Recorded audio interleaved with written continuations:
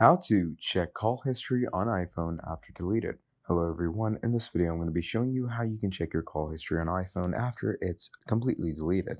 So let me go on my iPhone and you can go to your logs. And as you can see, I have a lot of calls in my logs. So let's say I'm going to delete all these, right? So how do you get these back? Let me show you. What you're going to do is you're going to go to settings, and in settings you're going to scroll down until you see phone.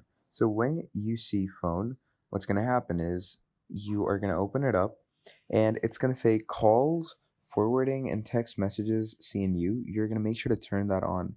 Now, what that does is it saves your call logs and it forwards your calls onto your iCloud. Okay, it saves it to your drive, which basically saves the calls and their text. Or what you can do is you can also, search up your internet provider. Like let's say you have AT&T. Okay, so you're gonna go to AT&T and you're gonna make sure to message them and configure with them to give you the plan which will allow you to save your call log. So choose any internet provider or SIM provider you have. Give them the command to save your call logs, and that should be about it.